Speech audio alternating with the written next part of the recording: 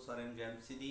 ਪਰਮੇਸ਼ਰ ਦਾ ਧੰਨਵਾਦ ਕਰਦੇ ਹਾਂ ਕਿ ਅੱਜ ਦੇ ਦਿਨ ਦੇ ਲਈ ਉਸਨੇ ਸਾਨੂੰ ਜਿਉਂਦੇ ਰੱਖਿਆ, ਸਾਡੀ ਅੱਜ ਤੱਕ ਅਗਵਾਈ ਕੀਤੀ, ਸਾਡੀ ਰੱਖਿਆ ਕੀਤੀ। ਪਰਮੇਸ਼ਰ ਦਾ ਧੰਨਵਾਦ ਕਰਦੇ ਹਾਂ। ਅਤੇ ਅੱਜ ਪਰਮੇਸ਼ਰ ਦੇ ਵਚਨ ਦੇ ਵਿੱਚੋਂ ਕੁਝ ਅਸੀਂ ਗੱਲਾਂ ਨੂੰ ਦੇਖਾਂਗੇ। ਅੱਜ ਖਾਸ ਤੌਰ 'ਤੇ ਇੱਕ ਗੱਲ ਨੂੰ ਦੇਖਾਂਗੇ ਕਿ ਪਰਮੇਸ਼ਰ ਜਿਸ ਨੇ ਸਾਨੂੰ ਸ਼ੈਤਾਨ ਦੀ ਗੁਲਾਮੀ ਤੋਂ ਛੁਡਾਇਆ, ਜਿਸ ਨੇ ਸਾਨੂੰ ਸੰਸਾਰ ਦੇ ਵਿੱਚੋਂ ਚੁਣਿਆ, ਜਿਸ ਤਰ੍ਹਾਂ ਪਹਿਲਾ ਯੋਹੰਨਾ ਦੇ ਵਿੱਚ ਲਿਖਿਆ ਹੋਇਆ ਉਹਦਾ ਕਿ ਪਰਮੇਸ਼ਰ ਕਹਿੰਦਾ ਤੁਸੀਂ ਮੈਨੂੰ ਨਹੀਂ ਬਲਕਿ ਮੈਂ ਤੁਹਾਨੂੰ ਚੁਣਿਆ ਹੈ। ਅਤੇ ਜਿਸ ਪਰਮੇਸ਼ਰ ਨੇ ਸਾਨੂੰ ਚੁਣਿਆ ਕਿ ਉਹ ਪਰਮੇਸ਼ਰ ਸਾਤੋਂ ਕੀ ਚਾਹੁੰਦਾ, ਕਿ ਉਹ ਪਰਮੇਸ਼ਰ ਸਾਤੋਂ ਖੁਸ਼ ਹੈਗਾ ਜਾਂ ਨਹੀਂ ਹੈਗਾ। ਹਾਲੇਲੂਇਆ। ਅੱਜ ਅਸੀਂ ਦੇਖਾਂਗੇ, ਵਚਨ ਦੇ ਵਿੱਚੋਂ ਦੇਖਾਂਗੇ ਕਿ ਪਰਮੇਸ਼ਰ ਮੇਰੇ ਤੋਂ, ਪਰਮੇਸ਼ਰ ਇਸ ਮੈਸੇਜ ਨੂੰ ਸੁਣਨ ਵਾਲਿਆਂ ਤੋਂ, ਤੁਹਾਡੇ ਤੋਂ ਕੀ ਪਰਮੇਸ਼ਰ ਖੁਸ਼ ਹੈ ਜਾਂ ਨਹੀਂ ਹੈਗਾ। ਅੱਜ ਇਸ ਗੱਲ 'ਤੇ ਸਾਨੂੰ ਸੋਚ ਵਿਚਾਰ ਕਰਨ ਦੀ ਜ਼ਰੂਰਤ ਹੈ। ਅੱਜ ਇੱਕ ਹੀ ਪੁਆਇੰਟ ਨੂੰ ਅਸੀਂ ਦੇਖਾਂਗੇ ਕਿ ਪਰਮੇਸ਼ਰ ਸਾਤੋਂ ਖੁਸ਼ ਹੈਗਾ ਜਾਂ ਨਹੀਂ ਹੈਗਾ। ਹਾਲੇਲੂਇਆ। ਅਤੇ ਬਾਈਬਲ ਦੇ ਵਿੱਚ ਬਹੁਤ ਵਾਰੀ ਪਰਮੇਸ਼ਰ ਨੇ ਆਪਣੀ ਖੁਸ਼ੀ ਦਾ ਜ਼ਿਕਰ ਕੀਤਾ ਆ। ਪਰਮੇਸ਼ਰ ਨੇ ਆਪਣੀ ਖੁਸ਼ੀ ਦਾ ਜ਼ਿਕਰ ਕੀਤਾ ਹੈ ਕਿ ਪਰਮੇਸ਼ਰ ਕਈ ਜਗ੍ਹਾ ਖੁਸ਼ ਵੀ ਹੋਇਆ ਅਤੇ ਕਈ ਜਗ੍ਹਾ ਖੁਸ਼ ਨਹੀਂ ਵੀ ਹੋਇਆ। ਅਸੀਂ ਸਭ ਤੋਂ ਪਹਿਲਾਂ ਜਦੋਂ ਯਿਸੂ ਮਸੀਹ ਦੇ ਬਾਰੇ ਦੇਖਦੇ ਹਾਂ ਅਤੇ ਜਦੋਂ ਯਿਸੂ ਮਸੀਹ ਦੇ ਜੀਵਨ ਨੂੰ ਦੇਖਦੇ ਹਾਂ, ਜਦੋਂ ਪ੍ਰਭੂ ਯਿਸੂ ਮਸੀਹ ਦਾ ਜਨਮ ਤੋਂ ਲੈ ਕੇ ਯਿਸੂ ਮਸੀਹ ਦੇ ਬਪਤਿਸਮੇ ਤੱਕ ਅਸੀਂ ਦੇਖਦੇ ਹਾਂ, ਜਦੋਂ ਯਿਸੂ ਮਸੀਹ ਬਪਤਿਸਮਾ ਲੈ ਕੇ ਜਰਦਨ ਨਦੀ ਦੇ ਵਿੱਚੋਂ ਬਾਹਰ ਆਉਂਦੇ ਆ ਤਾਂ ਉਹਨਾਂ ਦੇ ਉੱਤੇ ਪਵਿੱਤਰ ਆਤਮਾ ਆ ਜਾਂਦਾ ਆ ਅਤੇ ਕੀ ਆਵਾਜ਼ ਆਉਂਦੀ ਆ, ਇਹ ਮੇਰਾ ਪਿਆਰਾ ਪੁੱਤਰ ਹੈ, ਇਸ ਤੋਂ ਮੈਂ ਕੀ ਹਾਂ, ਪ੍ਰਸੰਨ ਹਾਂ, ਇਸ ਤੋਂ ਮੈਂ ਕੀ ਹਾਂ, ਖੁਸ਼ ਹਾਂ। ਹਾਲੇਲੂਇਆ। ਪਰਮੇਸ਼ਰ ਆਪਣੇ ਪੁੱਤਰ ਯਿਸੂ ਮਸੀਹ ਤੋਂ ਖੁਸ਼ ਹੁੰਦਾ ਆ, ਪਰ ਪਰਮੇਸ਼ਰ ਯਿਸੂ ਮਸੀਹ ਤੋਂ ਤਾਂ ਖੁਸ਼ ਹੋਇਆ ਅਤੇ ਪਰਮੇਸ਼ਰ ਨੇ ਉਸਨੂੰ ਉਹ ਨਾਮ ਦਿੱਤਾ ਜਿਹੜਾ ਸਭ ਨਾਮਾਂ ਤੋਂ ਉੱਚਾ ਆ। ਹਾਲੇਲੂਇਆ। ਕਿਉਂਕਿ ਜਦੋਂ ਪਰਮੇਸ਼ਰ ਪ੍ਰਸੰਨ ਹੁੰਦਾ ਉਦੋਂ ਵੀ ਆਸ਼ੀਸ਼ ਆਉਂਦੀ ਹੈ ਇਨਸਾਨ ਦੇ ਜੀਵਨ ਦੇ ਵਿੱਚ, ਕਿਉਂਕਿ ਜਦੋਂ ਪਰਮੇਸ਼ਰ ਇਨਸਾਨ ਤੋਂ ਖੁਸ਼ ਨਹੀਂ ਹੁੰਦਾ ਉਦੋਂ ਨੁਕਸਾਨ ਵੀ ਹੁੰਦਾ ਆ। ਹਾਲੇਲੂਇਆ। ਅਤੇ ਅਸੀਂ ਜਦੋਂ ਪੁਰਾਣੇ ਨਿਯਮ ਦੇ ਵਿੱਚ ਪੜ੍ਹਦੇ ਹਾਂ, ਜਿਹੜੇ ਇਸਰਾਏਲੀ ਲੋਕ ਸੀਗੇ ਉਹ ਮਿਸਰ ਦੀ ਗੁਲਾਮੀ ਦੇ ਵਿੱਚੋਂ ਜਦੋਂ ਨਿਕਲ ਆਏ, ਫਰਾਉਨ ਰਾਜਾ ਦੇ ਜਿਹੜੇ ਗੁਲਾਮ ਸੀਗੇ, ਪਰਮੇਸ਼ਰ ਉਹਨਾਂ ਨੇ ਲੋਕਾਂ ਨੇ ਕੀ ਕੀਤਾ। ਜਦੋਂ ਉਤਪਤ ਦੇ ਵਿੱਚ ਅਸੀਂ ਦੇਖਦੇ ਹਾਂ, ਸ਼ਾਇਦ ਮੇਰੇ ਹਿਸਾਬ ਦੇ ਨਾਲ 32ਵੇਂ ਅਧਿਆਏ ਦੇ ਵਿੱਚ ਹੋਣਾ ਆ, ਜਦੋਂ ਅਸੀਂ ਦੇਖਦੇ ਹਾਂ ਤਾਂ ਕੀ ਆ ਉੱਥੇ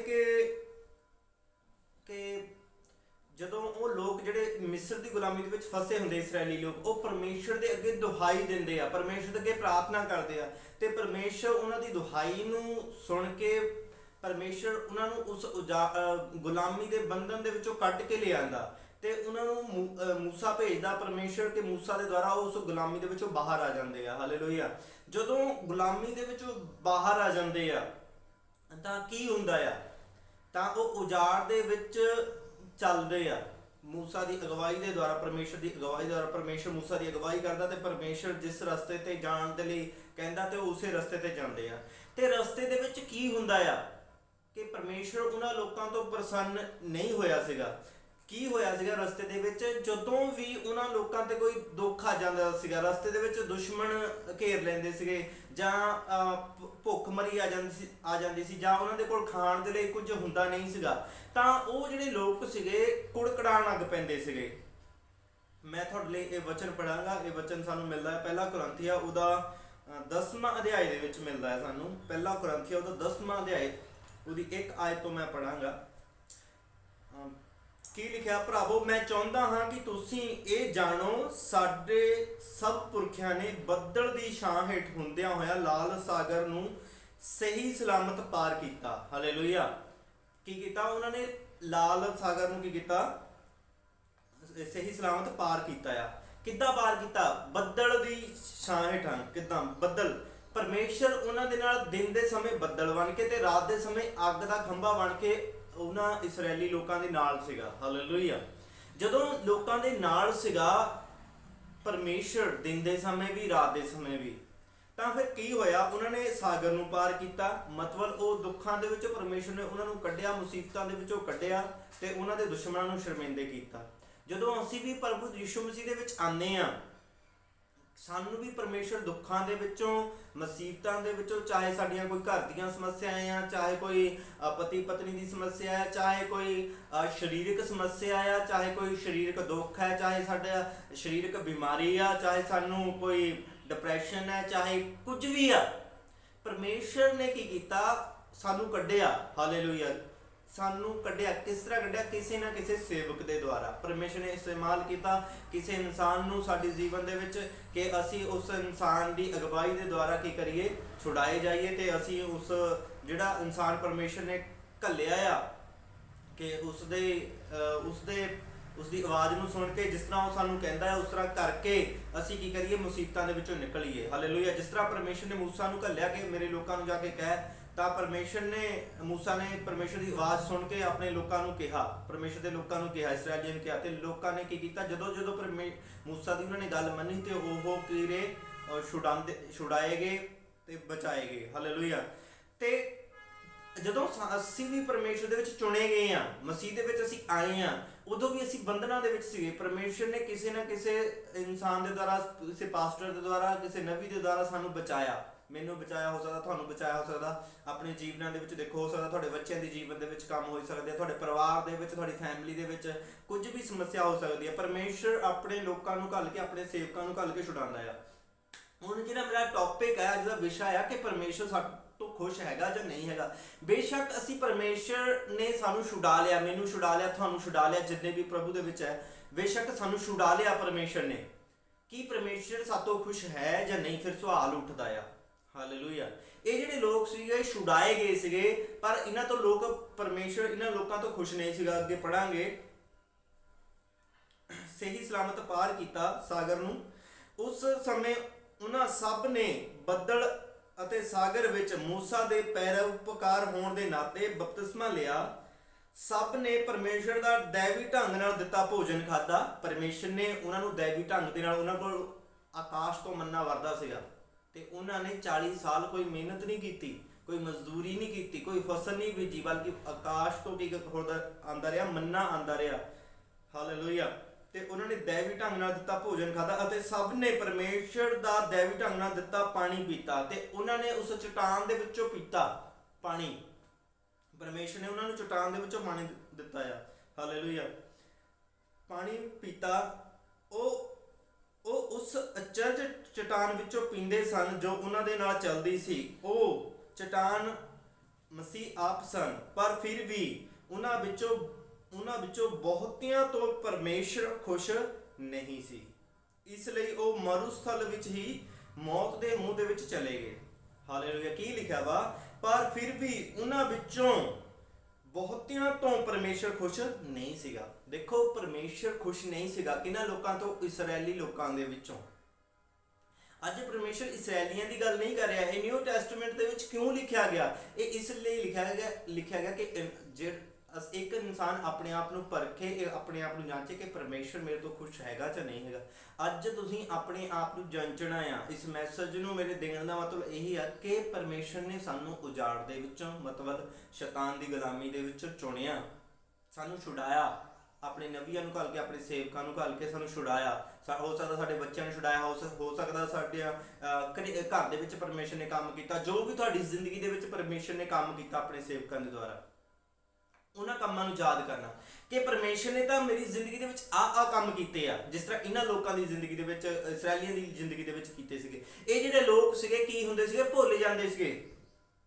ਇਹ ਜਿਹੜੇ ਪਰਮੇਸ਼ਰ ਨੇ ਕੰਮ ਇਹਨਾਂ ਦੀ ਜ਼ਿੰਦਗੀ ਦੇ ਵਿੱਚ ਕੀਤੇ ਹੁੰਦੇ, ਇਹ ਭੁੱਲ ਜਾਂਦੇ ਸੀਗੇ। ਕਿ ਅਸੀਂ ਵੀ ਉਹਨਾਂ ਲੋਕਾਂ ਦੇ ਵਾਂਗੂ ਤਾਂ ਨਹੀਂ ਆ ਕਿ ਅਸੀਂ ਭੁੱਲ ਜਾਣ ਵਾਲੇ ਆ।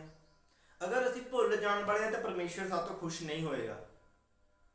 ਹਾਲੇਲੂਇਆ। ਪਰਮੇਸ਼ਰ ਸਾਡੇ ਤੋਂ ਖੁਸ਼ ਫਿਰ ਨਹੀਂ ਹੋਣ ਵਾਲਾ। ਸਾਨੂੰ ਪਰਮੇਸ਼ਰ ਦੇ ਕੰਮਾਂ ਨੂੰ ਜਿਹੜੇ ਕੀਤੇ ਆ ਪਰਮੇਸ਼ਰ ਨੇ, ਉਹਨਾਂ ਨੂੰ ਕੀਤੇ ਪਰਮੇਸ਼ਰ ਨੇ ਆ, ਤੇ ਕੀਤੇ ਪਰਮੇਸ਼ਰ ਨੇ ਆਪਣੇ ਸੇਵਕਾਂ ਦੇ ਦੁਆਰਾ, ਜਾਂ ਕਿੱਦਾਂ ਵੀ ਜਿਹੜੇ ਆਪਣੇ ਚੁਣੇ ਹੋਏ ਉਸਨੇ ਠਹਿਰਾਏ ਆ, ਕਿੱਦਾਂ ਵੀ ਕੀਤੇ ਪਰਮੇਸ਼ਰ ਨੇ। ਸਾਰਾ ਇੱਜ਼ਤ ਜਿਹੜਾ ਜਲਾਲ ਆ ਉਹ ਪਰਮੇਸ਼ਰ ਦੇ ਨਾਮ ਨੂੰ ਆ। ਜਿਹੜੇ ਕੰਮ ਪਰਮੇਸ਼ਰ ਨੇ ਕੀਤੇ ਆ, ਮੇਰੀ ਜ਼ਿੰਦਗੀ 'ਚ ਹੋ ਸਕਦੇ, ਤੁਹਾਡੀ ਜ਼ਿੰਦਗੀ ਦੇ ਵਿੱਚ ਹੋ ਸਕਦੇ ਆ, ਉਹਨਾਂ ਨੂੰ ਅਸੀਂ ਸਮਰਨ ਰੱਖਣਾ, ਯਾਦ ਰੱਖਣਾ ਆ। ਹਾਲੇਲੂਇਆ। ਇਹ ਜਿਹੜੇ ਲੋਕ ਸੀਗੇ ਇਹ ਬੁੜਬੜਾਉਣ ਲੱਗ ਪੈਂਦੇ ਸੀਗੇ। ਇਸਰਾਇਲੀ ਲੋਕ ਪਰਮੇਸ਼ਰ ਦੇ ਖਿਲਾਫ ਬੁੜਬੜਾਉਣ ਲੱਗ ਪੈਂਦੇ ਸੀਗੇ, ਕੁੜਕੜਾਉਣ ਲੱਗ ਪੈਂਦੇ ਸੀਗੇ। ਪਰਮੇਸ਼ਰ ਦੇ ਦਿੱਤੇ ਹੋਏ ਤੇ ਕੀ ਕਰਦੇ ਸੀਗੇ, ਉਹ ਵਿਸ਼ਵਾਸ ਨਹੀਂ ਸੀਗੇ ਕਰਦੇ। ਪਰਮੇਸ਼ਰ ਨੇ ਉਹਨਾਂ ਨੂੰ ਮੂਸਾ ਦਿੱਤਾ ਸੀਗਾ ਕਿ ਉਹਨਾਂ ਦੀ ਅਗਵਾਈ ਕਰੇ, ਪਰ ਉਹਨਾਂ ਲੋਕਾਂ ਨੇ ਕੀ ਕੀਤਾ, ਮੂਰਤੀ ਪੂਜਾ ਕੀਤੀ। ਜਦੋਂ ਮੂਸਾ 40 ਦਿਨ ਪਹਾੜ ਦੇ ਉੱਤੇ ਰਿਹਾ, ਉਹਨਾਂ ਨੇ ਉਹ ਮੂਸਾ ਨੂੰ ਭੁੱਲ ਗਏ। ਉਹਨਾਂ ਨੇ ਇਹ ਨਹੀਂ ਸਮਝੇ ਕਿ ਪਰਮੇਸ਼ਰ ਨੇ ਸਾਨੂੰ ਮੂਸਾ ਜਿਹੜਾ ਆਪਣਾ ਅਭਿਸ਼ਿਕਤ ਦਾਸ ਸਾਨੂੰ ਦਿੱਤਾ ਹੈ ਕਿ ਸਾਡੀ ਅਗਵਾਈ ਕਰੇ। ਜਦੋਂ ਮੂਸਾ ਜਿਹੜਾ ਸੀਗਾ ਪਰਮੇਸ਼ਰ ਦੇ ਨਾਲ ਗੱਲਬਾਤ ਕਰ ਰਿਹਾ ਸੀਗਾ, ਉਹ ਲੋਕ ਜਿਹੜੇ ਸੀਗੇ ਕੀ ਹੋਏ, ਉਹਨਾਂ ਲੋਕਾਂ ਨੇ ਕੀ ਸਮਝਿਆ ਕਿ ਮੂਸਾ ਜਿਹੜਾ ਖਤਮ ਹੋ ਗਿਆ, ਮੂਸਾ ਨੂੰ ਭੁੱਲ ਗਏ। ਉਹਨਾਂ ਨੇ ਮੂਸਾ ਦਾ ਇੰਤਜ਼ਾਰ ਨਹੀਂ ਕੀਤਾ ਹੈਗਾ ਕਿ ਮੂਸਾ ਆਊਗਾ ਵਾਪਸ ਪਰਬਤ ਤੋਂ। ਉਹਨਾਂ ਨੇ ਕੀ ਕੀਤਾ, ਬਛੜਾ ਬਣਾਇਆ। ਪਰਮੇਸ਼ਰ ਉਹਨਾਂ ਤੋਂ ਕ੍ਰੋਧਿਤ ਹੋਇਆ। ਪਰਮੇਸ਼ਰ ਨੇ ਦੇਖੋ ਉਹਨਾਂ ਨੂੰ ਕੀ ਦਿੱਤਾ, ਖਾਣ ਦੇ ਲਈ, ਪਹਿਨਣ ਦੇ ਲਈ। 40 ਸਾਲ ਉਹਨਾਂ ਨੇ ਨਾ ਕੋਈ ਕੱਪੜਾ ਫਟਿਆ, ਨਾ ਕੱਪੜੇ ਛੋਟੇ ਹੋਏ। ਦੇਖੋ 40 ਸਾਲ, 1 ਸਾਲ ਦਾ ਬੱਚਾ ਜਿਹੜਾ ਸੀਗਾ, ਜਦੋਂ ਬੱਚੇ ਪੈਦਾ ਹੋਏ ਰਸਤੇ ਦੇ ਵਿੱਚ, ਜਿਹੜੇ ਬੱਚੇ ਪੈਦਾ ਹੋਏ ਸੀਗੇ ਉਹਨਾਂ ਦੇ ਜਿਹੜੇ ਕੱਪੜੇ ਸੀਗੇ, ਉਹ ਬੱਚੇ ਜਦੋਂ ਰਸਤੇ ਦੇ ਵਿੱਚ 40 ਸਾਲ ਲੱਗੇ, ਬੱਚੇ ਵੱਡੇ ਹੋ ਗਏ 40 ਸਾਲ ਦੇ, ਤੇ ਜਿਸ ਤਰ੍ਹਾਂ ਉਹ ਵੱਡੇ ਹੋਏ ਉਸੇ ਤਰ੍ਹਾਂ ਉਹਨਾਂ ਦੇ ਕੱਪੜੇ ਵੀ ਵੱਡੇ ਹੋ ਗਏ। ਉਹਨਾਂ ਦਾ ਜੁੱਤੀਆਂ ਦਾ ਸਾਈਜ਼ ਵੀ, ਪੈਰਾਂ ਦੀਆਂ ਚੱਪਲਾਂ ਦਾ, ਜੁੱਤੀਆਂ ਦਾ ਸਾਈਜ਼ ਵੀ ਉਸੇ ਤਰ੍ਹਾਂ ਵੱਡਾ ਹੋ ਗਿਆ। ਤੇ ਪਰਮੇਸ਼ਰ ਨੇ ਉਹਨਾਂ ਨੂੰ ਕਿਸੇ ਚੀਜ਼ ਦੀ ਥੋੜ ਨਹੀਂ ਆਣ ਦਿੱਤੀ। ਹਾਲੇਲੂਇਆ। ਪਰ ਇਹਨਾਂ ਲੋਕਾਂ ਨੇ ਫਿਰ ਵੀ ਕੀ ਕੀਤਾ, ਬਛੜਾ ਬਣਾਇਆ। ਪਰ ਪਰਮੇਸ਼ਰ ਫਿਰ ਵੀ ਇਹਨਾਂ ਤੋਂ ਕ੍ਰੋਧਿਤ ਹੋਇਆ। ਪਰਮੇਸ਼ਰ ਨੇ ਇਹਨਾਂ ਨੂੰ ਖਾਣ ਦੇ ਲਈ ਸਵਰਗ ਤੋਂ ਰੋਟੀ ਦਿੱਤੀ, ਪੱਥਰ ਦੇ ਵਿੱਚੋਂ, ਚਟਾਨ ਦੇ ਵਿੱਚੋਂ ਪਾਣੀ ਵਗਾਇਆ। ਪਰਮੇਸ਼ਰ ਨੇ ਆਪਣੇ ਲੋਕਾਂ ਨੂੰ ਪਿਆਸਾ ਹੀ ਨਹੀਂ ਰਹਿਣ ਦਿੱਤਾ।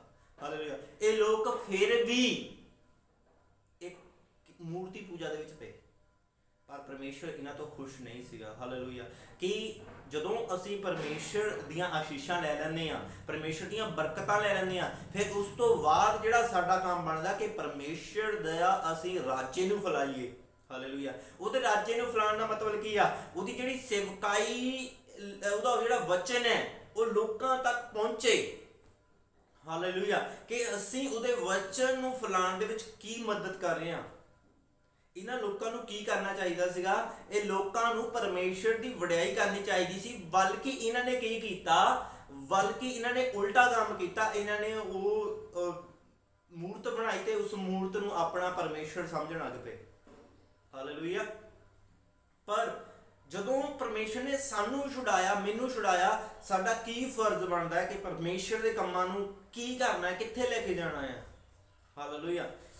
ਪਰਮੇਸ਼ਰ ਇਹਨਾਂ ਲੋਕਾਂ ਤੋਂ ਕੀ ਲਿਖਿਆ ਵਾ, ਖੁਸ਼ ਨਹੀਂ ਸੀਗਾ, ਪਰ ਯਿਸੂ ਮਸੀਹ ਤੋਂ ਪਰਮੇਸ਼ਰ ਖੁਸ਼ ਸੀਗਾ। ਤੇ ਯਿਸੂ ਮਸੀਹ ਜਦੋਂ ਬਪਤਿਸਮਾ ਲੈ ਕੇ ਆਏ ਤਾਂ ਆਵਾਜ਼ ਆਈ, ਇਹ ਮੇਰਾ ਪਿਆਰਾ ਪੁੱਤਰ ਹੈ, ਇਸ ਤੋਂ ਮੈਂ ਖੁਸ਼ ਹਾਂ। ਹਾਲੇਲੂਇਆ। ਹਾਲੇਲੂਇਆ। ਇਸ ਘਟਨਾ ਨੂੰ ਤੁਸੀਂ ਜਾਣਦੇ ਆ। ਤੇ ਇਹ ਜਿਹੜੇ ਲੋਕ ਸੀਗੇ ਫਿਰ ਕੀ ਹੋਏ, ਮਾਰੂ ਸਥਲ ਵਿੱਚ ਹੀ ਮੌਤ ਦੇ ਮੂੰਹ ਦੇ ਵਿੱਚ ਚਲੇ ਗਏ। ਮਤਲਬ ਇਹ ਪਰਮੇਸ਼ਰ ਨੇ ਜਿਹੜਾ ਸਥਾਨ ਇਹਨਾਂ ਨੂੰ ਦੇਣਾ ਸੀਗਾ। ਹਾਲੇਲੂਇਆ। ਪਰਮੇਸ਼ਰ ਇਹਨਾਂ ਤੋਂ ਖੁਸ਼ ਨਹੀਂ ਹੋਇਆ, ਇਸਰਾਇਲੀ ਲੋਕਾਂ ਤੋਂ ਖੁਸ਼ ਨਹੀਂ ਹੋਇਆ। ਤੇ ਜਿਹੜੀ ਧਰਤੀ ਤੇ ਪਰਮੇਸ਼ਰ ਨੇ ਇਹਨਾਂ ਨੂੰ ਲੈ ਕੇ ਜਾਣਾ ਸੀਗਾ, ਪਰਮੇਸ਼ਰ ਉਸ ਧਰਤੀ ਤੇ ਇਹਨਾਂ ਨੂੰ ਲੈ ਕੇ ਨਹੀਂ ਗਿਆ। ਇਹ ਰਸਤੇ ਦੇ ਵਿੱਚ ਹੀ ਖਤਮ ਹੋ ਗਏ। ਹਾਲੇਲੂਇਆ। ਤੇ ਕੁਝ ਲੋਕ ਗਏ ਆ, ਕੁਝ ਲੋਕ ਗਏ ਆ ਗਾਹਾਂ। ਕਹਿਣ ਦੇ ਮਤਲਬ ਕਿ ਉਹਨਾਂ ਦੀ ਗਾਹਾਂ ਜਿਹੜੀ ਪੀੜ੍ਹੀ ਸੀਗੀ, ਸੰਤਾਨ ਸੀਗੇ, ਜਿਹੜੇ ਅੱਛੇ ਪਰਮੇਸ਼ਰ ਦੇ ਨਾਲ ਚੱਲਦੇ ਸੀਗੇ, ਉਹ ਲੋਕ ਹੀ ਗਏ ਆ। ਹਾਲੇਲੂਇਆ। ਅਗਰ ਪਰਮੇਸ਼ਰ ਸਾਡੇ ਤੋਂ ਖੁਸ਼ ਹੈ, ਸਾਨੂੰ ਪਰਮੇਸ਼ਰ ਨੇ ਛੁਡਾ ਲਿਆ ਸ਼ੈਤਾਨ ਦੇ ਚੱਕਰਾਂ ਦੇ ਵਿੱਚੋਂ, ਬਿਮਾਰੀਆਂ ਦੇ ਵਿੱਚੋਂ, ਸੰਸਾਰ ਦੀਆਂ ਸਾਰੀਆਂ ਸਮੱਸਿਆ ਦੇ ਵਿੱਚੋਂ ਪਰਮੇਸ਼ਰ ਨੇ ਸਾਨੂੰ ਛੁਡਾ ਲਿਆ ਆ, ਸਾਨੂੰ ਬਚਾ ਲਿਆ ਆ, ਤਾਂ ਸਾਡਾ ਫਰਜ਼ ਇਹੀ ਬਣਦਾ ਕਿ ਪਰਮੇਸ਼ਰ ਨੂੰ ਅਸੀਂ ਖੁਸ਼ ਕਰੀਏ, ਪ੍ਰਸੰਨ ਕਰੀਏ। ਜਦੋਂ ਅਸੀਂ ਪਰਮੇਸ਼ਰ ਨੂੰ ਪ੍ਰਸੰਨ ਕਰਾਂਗੇ, ਪਰਮੇਸ਼ਰ ਨੂੰ ਖੁਸ਼ ਕਰਾਂਗੇ, ਪਰਮੇਸ਼ਰ ਸਾਨੂੰ ਬਰਕਤ ਦੇਗਾ, ਸਾਨੂੰ ਉੱਚਾ ਉਠਾਏਗਾ, ਪਰਮੇਸ਼ਰ ਸਾਨੂੰ ਯੂਜ਼ ਕਰੇਗਾ, ਸਾਨੂੰ ਇਸਤੇਮਾਲ ਕਰੇਗਾ। ਫਿਰ ਸਾਡੇ ਪਿੱਛੇ ਸੰਸਾਰ ਦੀਆਂ ਸਾਰੀਆਂ ਚੀਜ਼ਾਂ ਪੈ ਕੇ ਮਿਲ ਜਾਣਗੀਆਂ। ਹਾਲੇਲੂਇਆ। ਸਾਰੀਆਂ ਚੀਜ਼ਾਂ ਪਿੱਛੇ ਪੈ ਕੇ ਮਿਲ ਜਾਣਗੀਆਂ। ਤੁਸੀਂ ਪਰਮੇਸ਼ਰ ਦੇ ਲਈ ਕੀ ਕਰ ਰਹੇ ਆ? ਕੀ ਪਰਮੇਸ਼ਰ ਸਾਡੇ ਤੋਂ ਖੁਸ਼ ਹੈਗਾ ਕਿ ਪਰਮੇਸ਼ਰ ਸਾਡੇ ਤੋਂ ਖੁਸ਼ ਨਹੀਂ ਹੈਗਾ? ਸਾਨੂੰ ਦੇਖਣਾ ਪੈਣਾ ਕਿ ਅਸੀਂ ਵੀ ਉਹਨਾਂ ਦੇ ਵਾਂਗੂ ਤਾਂ ਨਹੀਂ ਆ ਕਿ ਪਰਮੇਸ਼ਰ ਨੇ ਸਾਡੀ ਜ਼ਿੰਦਗੀ ਦੇ ਵਿੱਚ ਕੋਈ ਕੰਮ ਕੀਤਾ ਆ ਕਿ ਅਸੀਂ ਜਿੱਥੇ ਪਰਮੇਸ਼ਰ ਨੇ ਕੰਮ ਕੀਤਾ, ਜਿਸ ਸੇਵਕਾਂ ਦੇ ਦੁਆਰਾ ਤੁਹਾਡੀ ਜ਼ਿੰਦਗੀ ਦੇ ਵਿੱਚ ਕੰਮ ਕੀਤਾ, ਕਿ ਉਹਨਾਂ ਸੇਵਕਾਂ ਨੂੰ ਛੱਡ ਕੇ ਚਲੇ ਗਏ, ਉਹਨਾਂ ਉਸ ਸਥਾਨ ਨੂੰ ਛੱਡ ਕੇ ਚਲੇ ਗਏ। ਜਦੋਂ ਅਸੀਂ ਵਿਵਸਥਾ ਅਨੁਸਾਰ ਉਹਦਾ 12ਵਾਂ, ਸ਼ਾਇਦ ਮੇਰੇ ਹਿਸਾਬ ਨਾਲ ਜਾਂ 12ਵਾਂ ਜਾਂ 14ਵਾਂ ਅਧਿਆਇ ਪੜ੍ਹਦੇ ਆ, ਤਾਂ ਉਸ ਦੇ ਵਿੱਚ ਲਿਖਿਆ ਵਾ ਪਰਮੇਸ਼ਰ ਨੇ ਸਾਡੇ ਲਈ ਇੱਕ ਸਥਾਨ ਚੁਣਿਆ ਹੋਇਆ। ਹਾਲੇਲੂਇਆ। ਪਰਮੇਸ਼ਰ ਨੇ ਸਾਡੇ ਲਈ ਇੱਕ ਸਥਾਨ ਚੁਣਿਆ ਹੋਇਆ। ਇਸ ਵਚਨ ਨੂੰ ਅਸੀਂ ਪੜਾਂਗੇ ਵਿਵਸਥਾ ਸਾਰ, ਉਹਦਾ 12ਵਾਂ ਅਧਿਆਇ, ਉਹਦੀ ਇਹ ਤੁਸੀਂ ਸਾਰਾ ਪੜ੍ਹ ਸਕਦੇ ਆ। ਮੈਂ ਤੁਹਾਡੇ ਲਈ ਪੜਾਂਗਾ 4 ਆਇਤ ਤੋਂ ਮੈਂ ਤੁਹਾਡੇ ਲਈ ਪੜਾਂਗਾ। ਤੁਸੀਂ ਆਪਣੇ ਪ੍ਰਭੂ ਪਰਮੇਸ਼ਰ ਦੀ ਆਰਾਧਨਾ ਉਸ ਤਰ੍ਹਾਂ ਨਾ ਕਰਨਾ ਜਿਸ ਤਰ੍ਹਾਂ ਉਹ ਆਪਣੇ ਦੇਵਤਿਆਂ ਦੀ ਪੂਜਾ ਕਰਦੇ ਸਨ। ਪ੍ਰਭੂ ਆਪ ਤੁਹਾਡੇ ਸਭ ਕਬੀਲਿਆਂ ਦੇ ਇਲਾਕਿਆਂ ਵਿੱਚੋਂ ਆਪਣੀ ਆਰਾਧਨਾ ਦੇ ਲਈ ਇੱਕ ਥਾਂ ਚੁਣੇਗਾ। ਕਿਹਦੇ ਲਈ? ਤੁਹਾਡੇ ਲਈ ਇੱਕ ਥਾਂ ਚੁਣੇਗਾ ਜਿੱਥੇ ਉਹ ਆਪਣੇ ਨਾਮ ਦਾ ਵਾਸ ਕਰੇਗਾ। ਤੁਸੀਂ ਸਭ ਉੱਥੇ ਹੀ ਆ ਕੇ ਉਸ ਦੀ ਆਰਾਧਨਾ ਕਰਨਾ। ਹਾਲੇਲੂਇਆ। ਉੱਥੇ ਹੀ ਤੁਸੀਂ ਆਪਣੀਆਂ ਹਰ ਤਰ੍ਹਾਂ ਦੀਆਂ ਕੁਰਬਾਨੀਆਂ ਲਿਆ ਕੇ ਚੜਾਉਣਾ, ਆਪਣੀਆਂ ਹੋਮ ਦੀਆਂ ਭੇਟਾਂ, ਬਾਕੀ ਸਾਰੀਆਂ ਜਿੰਨੀਆਂ ਵੀ ਤੁਹਾਡੀਆਂ ਭੇਟਾਂ ਆ। ਹਾਲੇਲੂਇਆ। ਅੱਗੇ 13 ਆਇਤ ਮੈਂ ਤੁਹਾਡੇ ਲਈ ਪੜਾਂਗਾ। ਧਿਆਨ ਰੱਖਣਾ ਕਿ ਤੁਸੀਂ ਆਪਣੀਆਂ ਹੋਮ ਦੀਆਂ ਭੇਟਾਂ, ਧੰਨਵਾਦ ਦੀਆਂ ਭੇਟਾਂ ਹਰ ਆਪਣੀ ਇੱਛਾ ਤੇ ਨਾ ਚੜਾਉਣ ਲੱਗ ਪੈਣਾ। 13 ਆਇਤ ਦੇ ਵਿੱਚ ਲਿਖਿਆ ਵਾ। ਇਸ 12ਵੇਂ ਅਧਿਆਇ ਨੂੰ ਤੁਸੀਂ ਪੜ੍ਹਨਾ ਆ। ਪਰਮੇਸ਼ਰ ਨੇ ਸਾਡੇ ਲਈ ਇੱਕ ਥਾਂ ਚੁਣਿਆ ਹੋਇਆ ਵਾ। ਇਸੇ ਜਿਸ ਤਰ੍ਹਾਂ ਇਸਰਾਏਲੀਆਂ ਦੇ ਲਈ ਵੀ ਪਰਮੇਸ਼ਰ ਨੇ ਇੱਕ ਥਾਂ ਚੁਣਿਆ ਹੋਇਆ ਸੀਗਾ। ਕਿਹੜਾ? ਕਨਾਨ। ਉਹ ਥਾਂ ਚੁਣਿਆ ਹੋਇਆ ਸੀਗਾ। ਉਸ ਸਥਾਨ ਤੇ ਪਹੁੰਚ ਨਹੀਂ ਸਕੇ। ਕਾਰਨ ਇਹੀ ਸੀਗੇ ਕਿ ਉਹ ਜਿਹੜੀਆਂ ਆਪਣੀਆਂ ਭੇਟਾਂ ਸੀਗੀਆਂ ਹੋਰ ਥਾਂ ਚੜਾਉਣ ਲੱਗ ਪਏ ਸੀਗੇ। ਉਹਨਾਂ ਨੇ ਬਛੜਾ ਬਣਾ ਲਿਆ ਸੀਗਾ। ਹਾਲੇਲੂਇਆ। ਉਹ ਪਰਮੇਸ਼ਰ ਨੂੰ ਭੁੱਲ ਜਾਂਦੇ ਸੀਗੇ।